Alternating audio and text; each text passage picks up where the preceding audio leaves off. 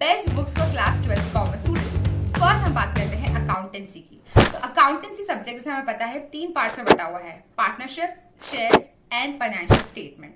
सो इसके लिए मैं आपको पहली बुक जो रिकमेंड करूंगी एनसीईआरटी। क्यों? क्योंकि एनसीईआरटी में आपको प्रैक्टिकल क्वेश्चंस जो है वो आपके एग्जाम में बहुत ज्यादा पूछे जाते हैं। सेकंड जो बुक रहेगी हमारी टीएस गरेवाल। टीएस गरेवाल में कॉन्सेप्ट की क्लैरिटी बहुत अच्छे से मिलेगी। क्यों? क्योंकि कॉन्सेप्ट जब एक्सप्लेन करते हैं वो लोग, उसके साइड वो लोग उसके रिलेटेड बहुत सारे क्वेश्चंस भी बनाते हैं, देते हैं। तो आप जब कॉन्सेप्ट पढ़ते हैं, उससे रिलेटेड क्वेश्चन सॉल्व करते हैं, तो आपको क्लियर अंडरस्टैंडिंग होती है कि अच्छा इस टॉपिक से किस टाइप के क्वेश्चन पूछे जा सकते हैं। थर्ड जो मैं बुक रिकमेंड करूंगी आपको ये डीके गोयल।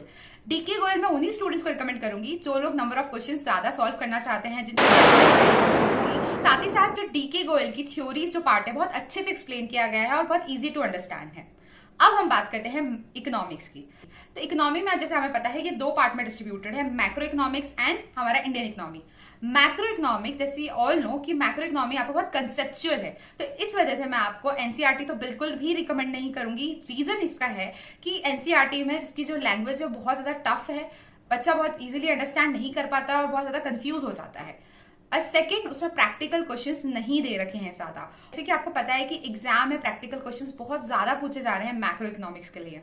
तो फिर मैं कौन सी बुक रिकमेंड करने वाली हूँ आपको? संदीप गर्ग में थ्योरी का एक्सप्लेनेशन काफी अच्छा है, उससे ज्यादा अच्छा है उसके प्रैक्टिकल क्वेश्चंस। प्रैक्टिकल क्वेश्चंस बहुत ज्यादा दे रखे गाइस, और इससे आपको क्या होता है ना, बहुत इजी हो जाता है अंडरस्टैंडिंग के लिए कि अच्छा किस वैरायटी के क्वेश्चंस पूछे जा रहे हैं, मुझे किस तरह से प्रिपेयर करना है। अब हम बात करते हैं इंडियन इकोनॉमी के बारे में। इंडियन इकोनॉमी के लिए मैं आपको रिकमेंड करूंगी एनसीईआरटी। एनसीईआरटी की थोड़ी लैंग्वेज टफ है, तो यदि आपको लगता है कि नहीं मुझे थोड़ी लैंग्वेज इजी चाहिए तो गो फॉर वीके ओरी। वीके ओरी मैं इसलिए रिकमेंड कर रही हूँ आपको क्योंकि उसमें बहुत ज्यादा पिक्चर्स, लैंग्वेज बहुत इजी है, डायग्राम्स के थ्रू समझाया है। तो क्या रहता है ना, यदि पिक्चर्स रहते हैं और डायग्राम्स रहते हैं तो इजीली हो जाता है उसको पढ़ने के लिए। क्यों? क्योंकि इंडियन इकोनॉमी आपका पूरा थ्योरी चैप्टर है और बच्चा बहुत सो जाता है। यदि पिक्चर्स डायग्राम्स नहीं होगी ना तो बहुत जल्दी आप गिव अप कर देंगे। अब हम बात करते हैं बिजनेस स्टडीज की। तो बिजनेस स्टडीज के लिए मैं आपको पहले जो रिकमेंड करूंगी एनसीईआरटी, क्योंकि इसकी एनसीईआरटी है ना बहुत अच्छी है और काफी अच्छा एक्सप्लेनेशन दे रखा है उसमें।